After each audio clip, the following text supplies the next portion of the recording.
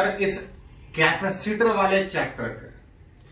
Last वाले lecture में हम लोग सीखे थे कि किसी कंडक्टर चाहे कैसा भी शेप हो, मटेरियल चाहे कितना भी बड़ा हो, चार्ज जो भी दे रहे थे इसके आउटर सरफेस पे होने के कारण इसके चार्ज और इस चार्ज के कारण जो इसमें एनर्जी स्टोर था, जो पोटेंशियल एनर्जी स्टोर था, आप जरूरत के हिसाब से दूसरे पर्पस के लिए यूज कर सकते हैं।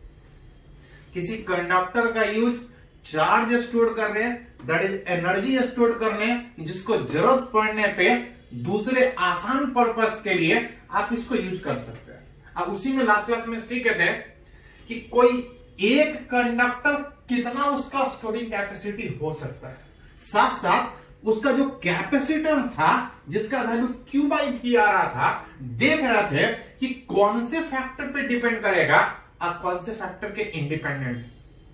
साथ में यह भी सीखे कि किसी कंडक्टर को चार्ज करने में कितना वर्क डन करना पड़ेगा, कितना एनर्जी स्टोर करना पड़ेगा, अलग अलग कंडीशन में सीखते कि कैसे निकाले।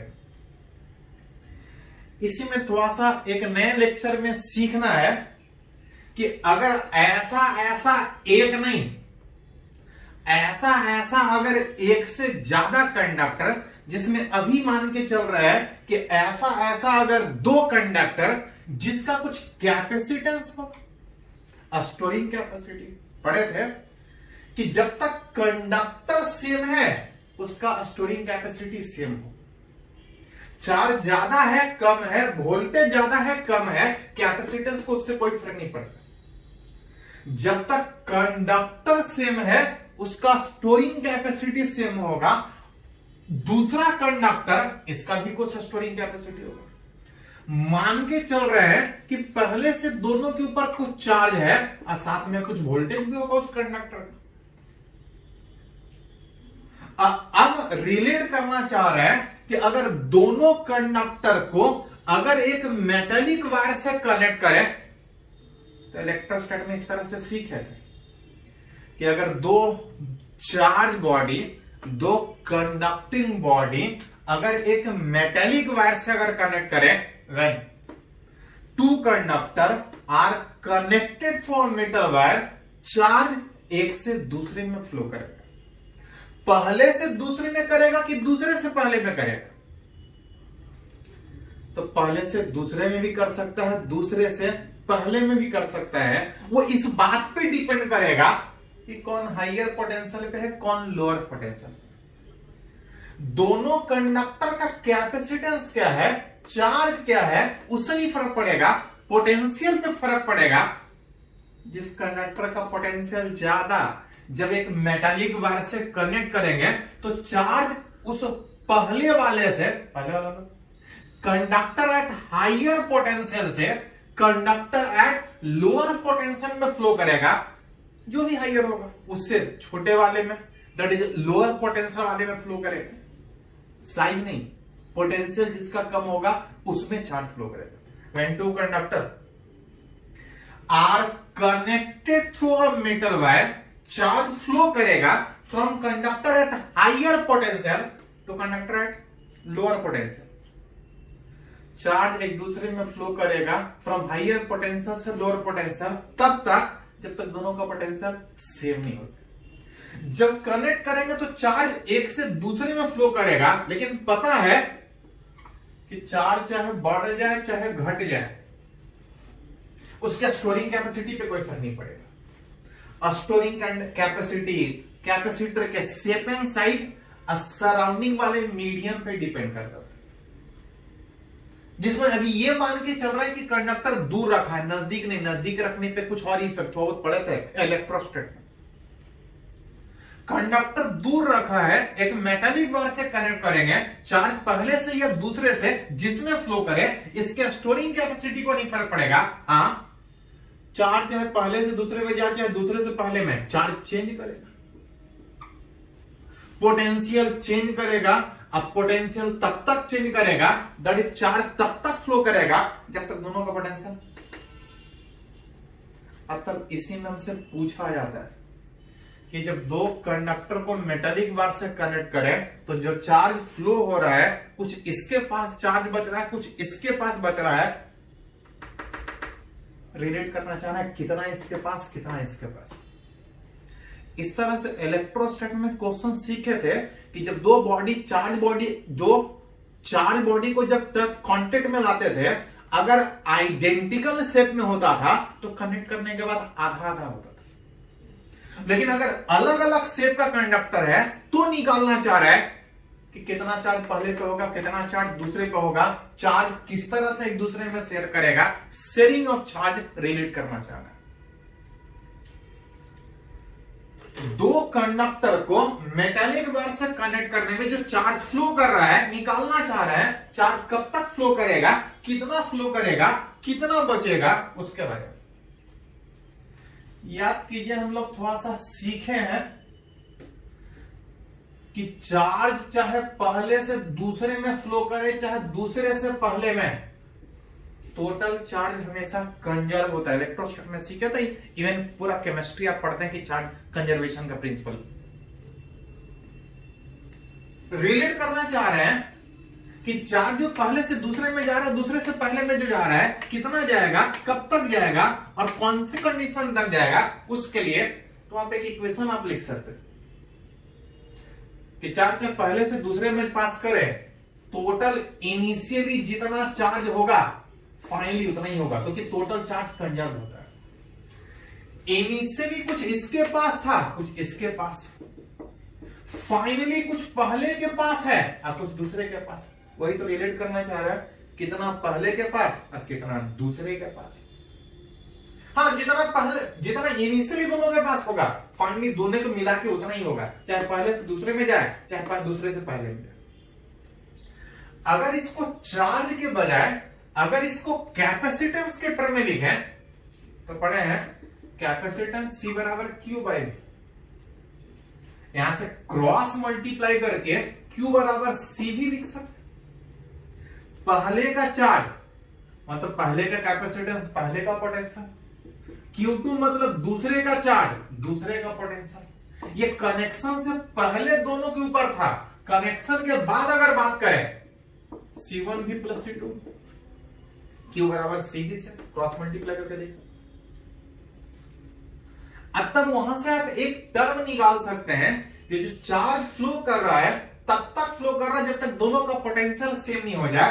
आप उस सेम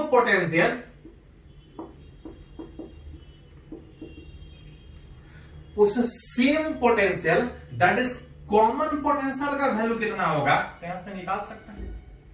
भी कॉमन निकाल के कीजिएगा तो C1 प्लस C2 इधर आ जाएगा, C1 V1 plus C2 V2 divide by C1 plus C2।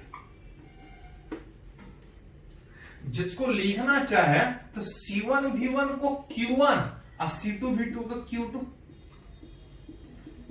जिसको जरूरत पड़ने पे कनेक्शन के बाद के भी टर्म में लिख सकते हैं।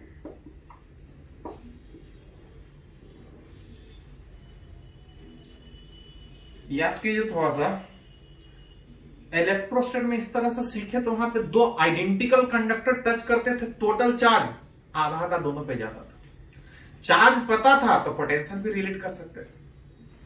यहां पे चार्ज अलग अलग है जिसके कारण रिलेट करने में सीधा मुश्किल होगा। हाँ, आसानी से निकाल सकते हैं अगर उसका पोटेंशियल निकाल ले कि चार्ज चाहे पहले से दूसरे में जाए चाहे दूसरे से पहले तब तक जाएगा जब तक दोनों का पोटेंशियल सेम नहीं होगा। उस सेम पोटेंशियल का वैल्यू कितना होगा आप यहां से निकाल सकते हैं, जिसको आप सीधा बोल सकते हैं net charge by net capacitance. दोनों मिला के इतना चार्ज था, दोनों मिला के स्टोरिंग कैपेसिटी इतना था। कैपेसिटी मतलब स्टोरिंग कैपेबिलिटी, कि कोई एक कंडक्टर कितना चार्ज स्टोर कर सकता है। Net charge by net capacitance, उस कॉमन पोटेंशियल का वैल्यू रिलेट कर सकते हैं। हाँ, इसमें कभी कभी पूछा जाता है रेशियो ऑफ चार्ज। कनेक्ट कर रहे हैं, चार्ज फ्लो कर रहा है, चार्ज अलग अलग है, क्वेश्चन उठता है चार्ज कितना अलग अलग है तो पोटेंशियल रिलेट कर सकते हैं। एक टर्म और पूछा जाता है इसमें कि दोनों के ऊपर चार्ज का रेशियो कितना हो। पढ़े हैं कि चार्ज तब तक फ्लो कर रहा था एट इक्विलिब्रियम, चार्ज तब तक फ्लो कर रहा था जब तक दोनों का पोटेंशियल फाइनल सेम नहीं हो गया। उस सेम पोटेंशियल को अगर चार्ज के टर्म में लिखें तो V बराबर Q बाई सी, Q बराबर सी V बराबर Q बाई सी, Q बराबर सी, V बराबर Q बाई सी, जैसा जरूरत पड़े। कनेक्शन के बाद दोनों का पोटेंशियल सेम था, चार्ज कितना अलग अलग था, तो चार्ज का रेशियो निकालना है तो निकाल सकते हैं Q1 बाई Q2 बराबर C1 बाई, और अगर चार्ज का रेशियो पता है तो अगर पहले पे पूछा जाए कितना चार्ज है, दूसरे के ऊपर कितना चार्ज निकाल सकते। अगर पहले पे पूछा जाए तो पहले पे अगर पूछा जाए, अगर C पता है V पता है तो वहां से निकाल सकते हैं कॉमन पोटेंशियल Q1 कनेक्शन के बाद का चार्ज, Q1 कनेक्शन के बाद का चार्ज, फाइनल पोटेंशियल पता है, कनेक्ट करने से कैपेसिटेंस पे फर्क नहीं पड़ेगा, फाइनल कितना चार्ज होगा Q बराबर सीधे से निकाल सकते हैं, नहीं तो यहां से प्रोपोर्शनलिटी तोड़ सकते हैं कि Q1 बाई Q2 बराबर C1 बाई C2, तो इस Q1 का वैल्यू कितना, तो Q1 का वैल्यू C1 पे डिपेंड करेगा, divide by total into total. मन करे तो फाइनल चार्ज यहां से निकाल सकते हैं, नहीं तो टोटल चार्ज पता है, उसमें से पहले वाले के ऊपर कितना होगा, पोटेंशियल से तो निकाल ही सकते हैं, आप प्रोपोर्शनलिटी से भी निकाल सकते हैं कि दो कंडक्टर को एक मेटेलिक वायर से कनेक्ट करेंगे तो कनेक्शन के बाद दोनों का पोटेंशियल कितना सेम होगा और चार्ज कितना होगा। पोटेंशियल पता है तो चार्ज निकल ही सकता है, नहीं तो यहां से प्रोपोर्शनलिटी से तोड़ सकते हैं। कभी कभी चार्ज का ही रेशियो पूछा जाएगा तो यहां से निकाल सकते हैं। पहले इसको थोड़ा सा नोट कीजिए, जगह कम है। इसमें एक और टर्म पूछा जाता है कि कनेक्ट करेंगे, चार्ज फ्लो करेगा, उस प्रोसेस में सिस्टम से कुछ एनर्जी लॉस होता है। चार्ज है, एनर्जी स्टोर्ड है, कनेक्ट करेंगे, चार्ज फ्लो करेगा, उस प्रोसेस में सिस्टम का एनर्जी कुछ लॉस होता है, तो पूछा जाता है एनर्जी कितना लॉस होगा। पहले इसको नोट कीजिए, तो उस एनर्जी लॉस को रिलेट करते हैं, इसको पहले नोट कीजिए।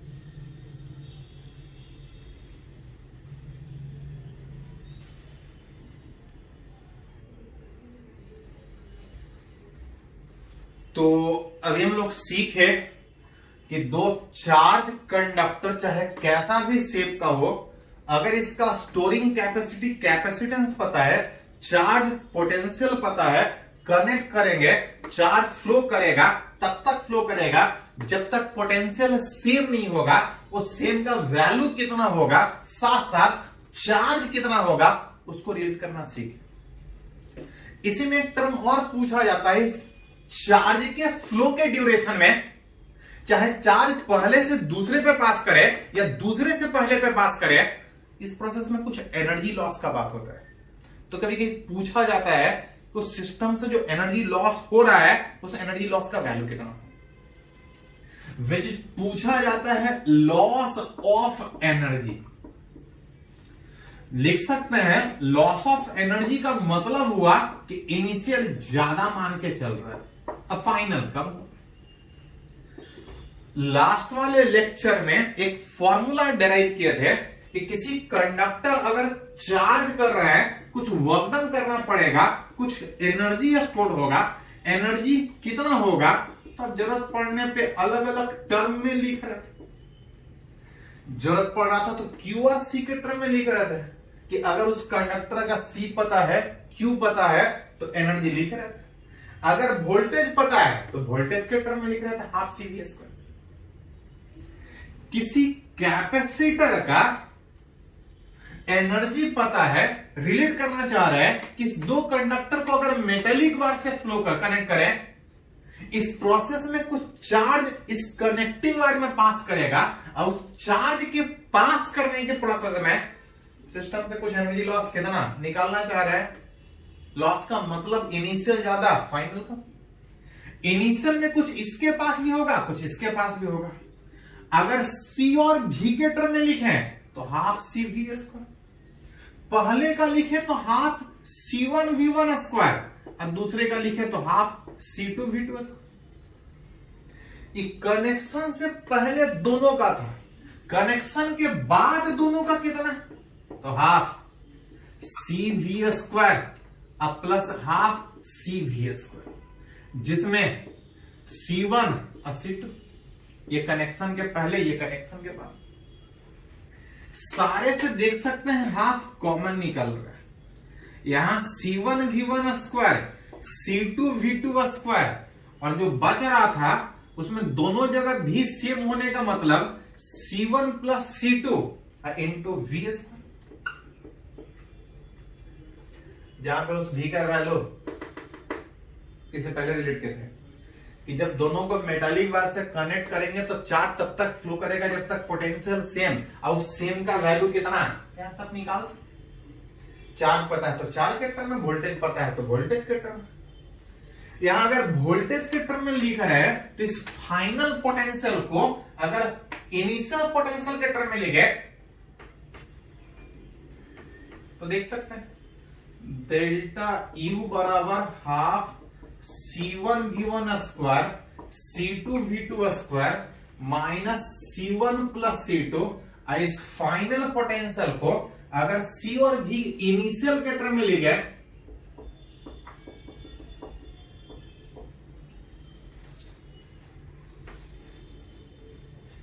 जहां से देखते उसको C1 प्लस C2 एक कैंसिल होगा, लेकिन स्क्वायर है तो एक कैंसिल होगा, एक बच जाएगा, जिसको एलसीएम ले ले तो सबसे कॉमन निकलेगा।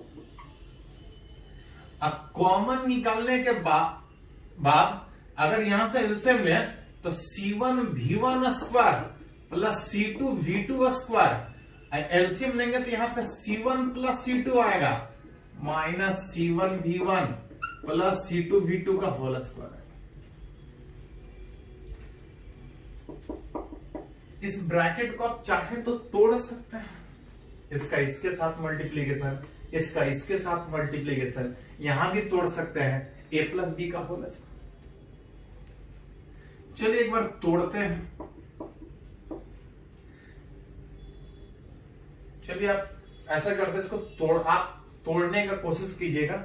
a plus B into D plus C, ये आसानी से टूट जाएगा, ये इसके साथ इसके साथ, ये इसके साथ इसके साथ, हम सीधा रिजल्ट लिख दे रहे हैं।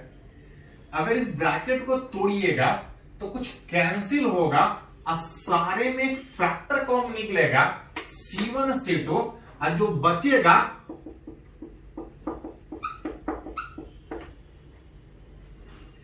ये वाला आप जगह कम है थोड़ा सा, इसलिए हम ज्यादा लिख नहीं रहे, आप इसको खुद कर सकते हैं, ज्यादा कुछ है नहीं। इस दोनों का ब्रैकेट तोड़ना है, a प्लस बी का होल स्क्वायर तोड़ना है, a प्लस बी का होल स्क्वायर।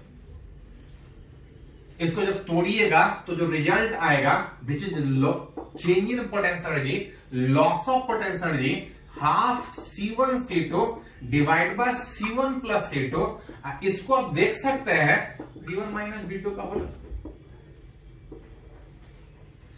जहां पे ध्यान रखिएगा सीज कैपेसिटेंस स्टोरिंग कैपेसिटी, ये हमेशा पॉजिटिव होता है। किसी कंडक्टर का स्टोरिंग कैपेसिटी कभी नेगेटिव नहीं होता, हमेशा पॉजिटिव होगा। ये हमेशा पॉजिटिव है और किसी का स्क्वायर कभी नेगेटिव हो ही नहीं सकता है। मतलब चाहे चार्ज पहले से दूसरे में जाए, चाहे दूसरे से पहले में जाए, there is always loss of potential. चाहे पहले से दूसरे में जाए, चाहे दूसरे से पहले में, उससे कोई फर्क नहीं पड़ेगा। सिस्टम से there is always loss of potential. कितना लॉस ऑफ पोटेंशियल तो आप चाहे तो निकाल सकते हैं।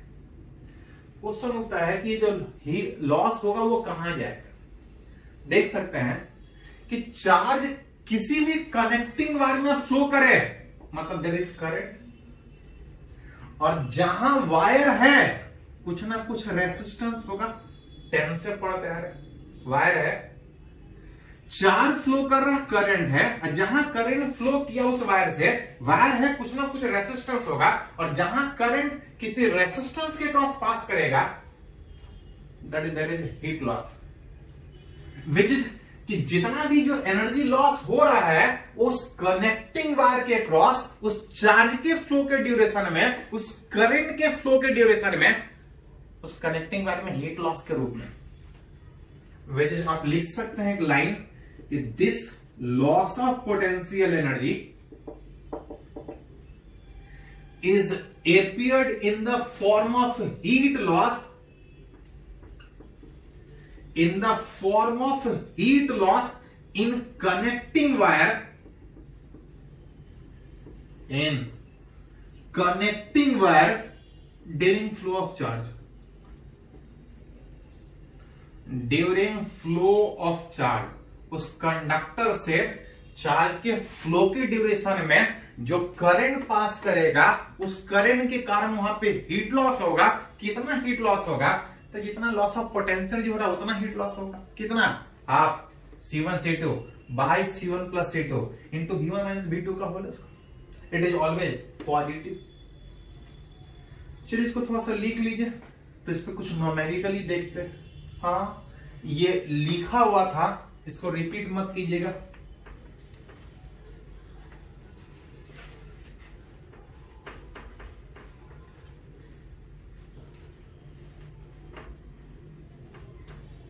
इसको पहले थोड़ा नोट कीजिए, तो कुछ न्यूमेरिकली देखते हैं।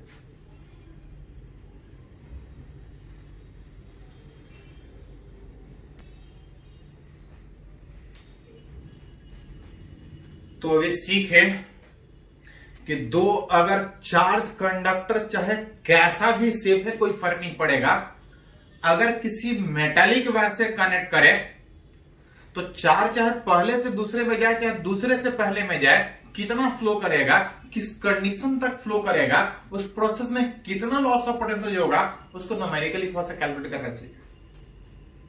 उसी में कुछ एग्जांपल है, जैसे यहां पे हम मान के चल रहा है दो कंडक्टर कैसा भी शेप हो सकता दिया है, दो कंडक्टर दोनों का स्टोरिंग कैपेसिटेंस दिया है, दोनों के ऊपर पहले से कुछ चार्ज है, पूछा जा रहा है अगर दोनों को अगर एक मेटेलिक वायर से कनेक्ट करे तो रिलेट करना है कि चार्ज जब तक फ्लो करे, विच जब तक इक्विलिब्रियम नहीं आ जाए, पूछ रहा है fine calculate final common potential.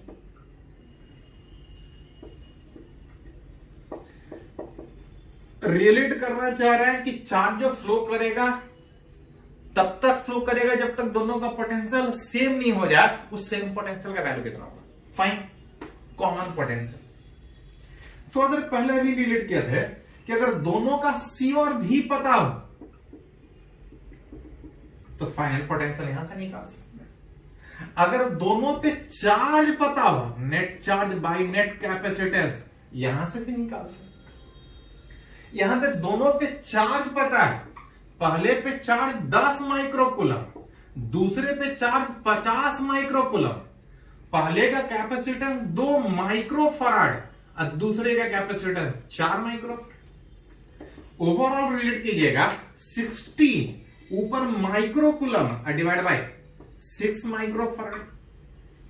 उस कॉमन पोटेंशियल का वैल्यू में माइक्रो माइक्रो हट जाएगा, 60/6 दैट इज 10। चार्ज पहले से चाहे दूसरे में फ्लो करे चाहे दूसरे से पहले में, उस फाइनल पोटेंशियल का वैल्यू कितना है रिलेट कर सकते। इसमें कभी कभी पूछा जाता है फाइंड रेशियो ऑफ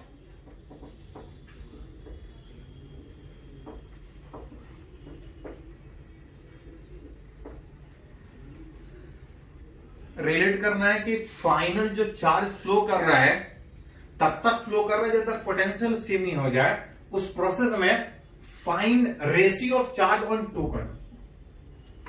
अभी थोड़ा देर पहले भी इस रिजल्ट को डिराइव किया था कि चार्ज तब तक फ्लो करेगा जब तक पोटेंशियल सेम नहीं हो जाए, जिसको अगर क्यू चार्ज के टर्म में लिखे तो V बराबर Q/C, चाहे पहले का लिखे चाहे दूसरे का। कनेक्शन से पहले लिखे या बाद में, जैसा पूछा जाए उस हिसाब से रिलेट कर सकते। बोल रहा दोनों पे चार्ज का रेशियो कितना होगा, तो Q1 बाई Q2 बराबर C1 by C2। Q1 by Q2 बराबर C1 बाई C2 में C1 का वैल्यू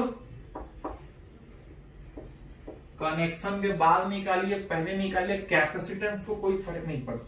हाँ, चार्ज को फर्क पड़ता है, पहले कुछ और चार्ज है, बाद में कुछ और होगा। रेशियो कितना होगा निकाल सकते। अगर पूछा जाए final charge on both conductor,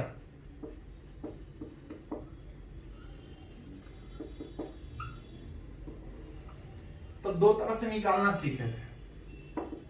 अगर कैपेसिटेंस पता है और फाइनल पोटेंशियल पता है, यहां से निकाल सकते। नहीं तो प्रोपोर्शनलिटी से कि Q1 बाई Q2 बराबर C1 बाई C2, तो इस Q1 का वैल्यू C1 पे डिपेंड करेगा। उस टोटल कम के कंपेयर में टोटल चार्ज का कुछ Q1 पे भी होगा और कुछ Q2 दूसरे पे भी होगा। पहले पे कितना, वो पहले के कैपेसिटेंस पे डिपेंड करेगा। दूसरे पे निकालना होता तो C2 इंटू V, यानी तो C2 by C1 plus C2 into Q1 plus Q2। मन करे तो यहां से निकाल लो, मन करे तो यहां से निकाल लो। अगर यहां से निकालोगे तो पहले का कैपेसिटेंस 2 माइक्रोफैराड, और चार्ज तब तक फ्लो किया जब तक दोनों का potential same 10 volt. Charge 10 into 220 microfarad, micro charge है माइक्रोकूलम। पहले चार्ज 10 माइक्रोकूलम, पढ़ के हो गया पहले पे 20 माइक्रोकूलम। यहां से भी निकाल लोगे वही है, सोल्व करके देख सकता हूं, सारा कुछ पता है। Q1 प्लस Q2 कनेक्शन के पहले लिखे या कनेक्शन के बाद, इसको ऐसे भी लिख सकते हैं C1 by C1 plus C2।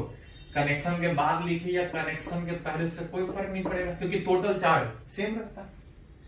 कहीं से निकालिए आंसर वही आएगा, जिससे आसान लगे आपको।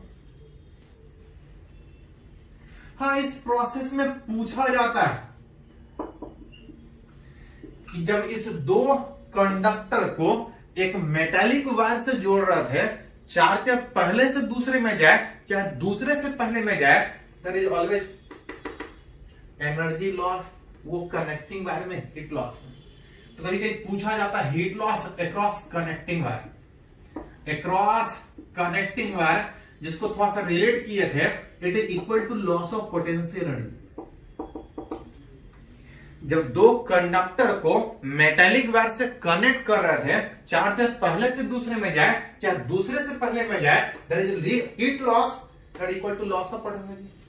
और जिसका फॉर्मूला डिराइव किया था half C1 C2 by C1 plus C2 into V1 minus V2। नहीं याद है तो इनिशियल एनर्जी लिखो, फाइनल लिखो, कैलकुलेट करो, नहीं तो सीधा बैठा सकता हूं। हाफ पहले का कैपेसिटेंस कितना, तो कनेक्शन के पहले निकालिए, बाद में कोई फर्क नहीं पड़ता, 2 माइक्रोफैराड। यूनिट को ध्यान रखिएगा। C2 4 microfarad, C1 bye C2 तो 2 microfarad plus 4 microfarad into V1। Potential नहीं दिया है लेकिन Q और C दिया है। V बराबर Q बाय C में Q1 bye C1 minus Q2 bye C2। Q1 connection के पहले निकालिएगा तो 10 बाई 2, ये Q1 बाय C1। अब Q2 बाय C2 निकालिएगा तो 50 बाई 4, हाफ। ये माइक्रो माइक्रो एडिशन में एक माइक्रो कैंसिल होगा लेकिन एक माइक्रो बचा रहेगा। माइक्रो को एक कैंसिल हो रहा था, एक बच रहा था। अगर न्यूमेरिकली बात करें 2 इंटू 4/2 प्लस 4, यहां पे ये 5 था, अब 50/4 कितना आएगा जी, 12.5। जितना आ जाए, कोई पहले आ जाए उससे फर्क नहीं पड़ेगा, स्क्वायर है, इट इज ऑलवेज पॉजिटिव। हाँ, एक माइक्रो में बच रहा था, एनर्जी जूल होता है, हीट लॉस जूल में, माइक्रो, लेकिन यहाँ पे एक सिंबल बच रहा था माइक्रो जूल, अरेंज कर सकते हैं। 1 2 तो हट रहा था, 4 by 6 that is 2/3 into 5 minus 12.5 that is 7.5।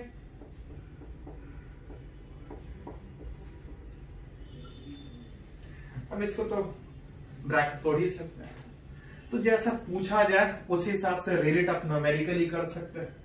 इसको लिखिए, एक और एग्जांपल इसमें हम लोग कंसीडर करते हैं, पहले इसको थोड़ा सा नोट कीजिए।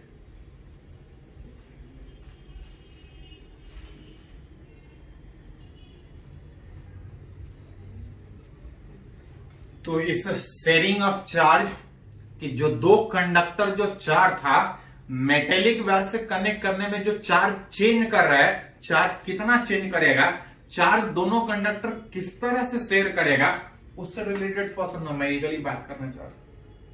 जैसे यहां पे एक और एग्जांपल अगर बात करें, बोल रहा है कि दो स्फेरिकल कंडक्टर, एक का रेडियस r एक का रेडियस 2r, दोनों का सरफेस चार्ज डेंसिटी सेम है।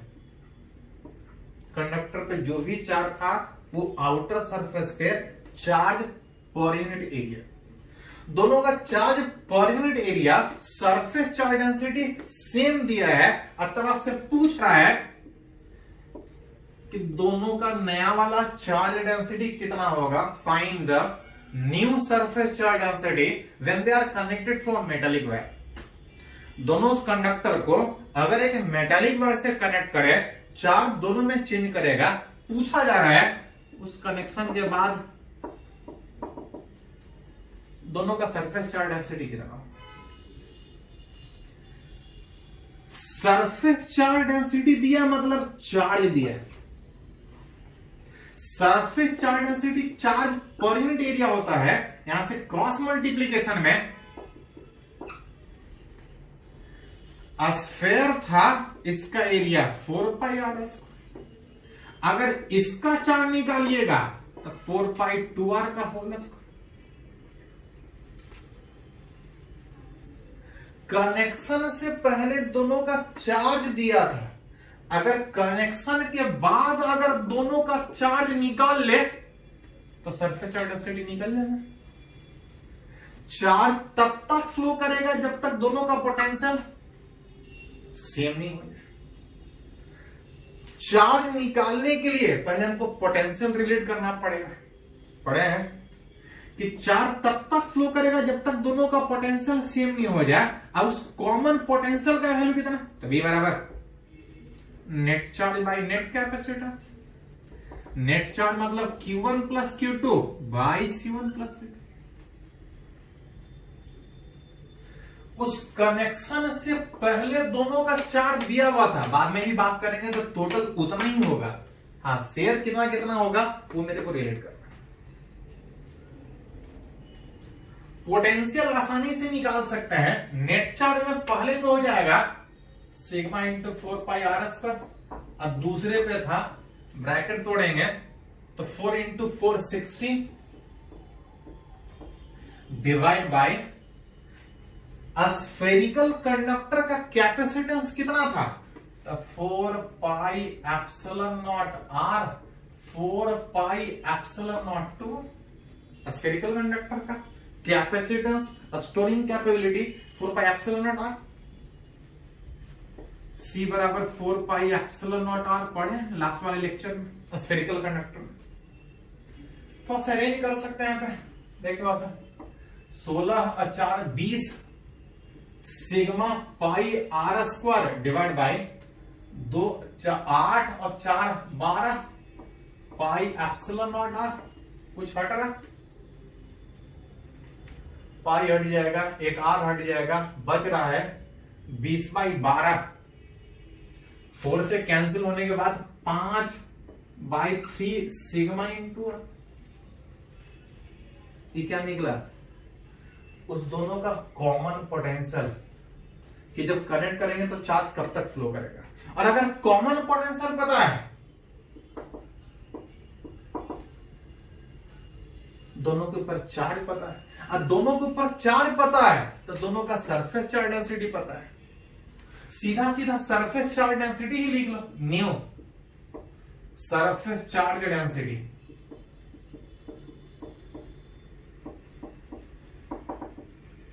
अगर पहले का बात करें तो पहले का चार्ज बाय पहले का एरिया, चार्ज कितना होगा तो सी पता है, भी पता है। सी कितना स्फेरिकल था 4 pi epsilon naught r. Final potential कितना तो 5/3 सिग्मा, एक आर बच रहा था। अच्छा भाई एप्सिलॉन नॉट छूट रहा था, sigma r by epsilon naught divide by area spherical था 4 पाई आर स्क्वायर एरिया। पहले का सरफेस चार्ज डेंसिटी निकाल सकते हैं, देखते कुछ कट रह गया। 4 pi r cancel, r square भी cancel out, 4 pi r square cancel out, epsilon naught cancel out, बच रहा है कनेक्शन के बाद उस पहले का सरफेस चार्ज डेंसिटी। दूसरे का पूछे तो दूसरे का निकाल लेंगे, दूसरे का चार्ज बाय दूसरे का area, C into v by area. Capacitor spherical था विच इज 2r रेडियस, दूसरा वाला। कॉमन पोटेंशियल सेम था कनेक्शन के बाद। दूसरे का एरिया 4 पाई 2r का होगा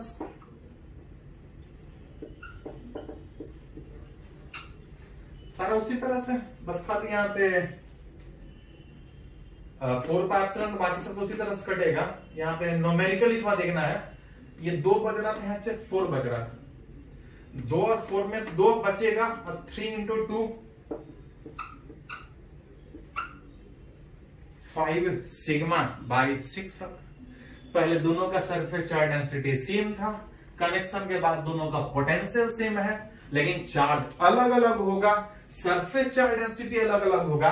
सरफेस चार्ज डेंसिटी कितना अलग अलग होगा, इस तरह से रिलेट कर सकते हैं। आप पूछे कितना लॉस ऑफ पोटेंशियल होगा, हीट लॉस उस कनेक्टिंग वायर के क्रॉस कितना होगा, तो डायरेक्ट रिलेट कर सकते हैं। Half C1 C2 by C1 plus C2 into V1 minus V2 का होगा। चलिए इसको पहले कंप्लीट कीजिए।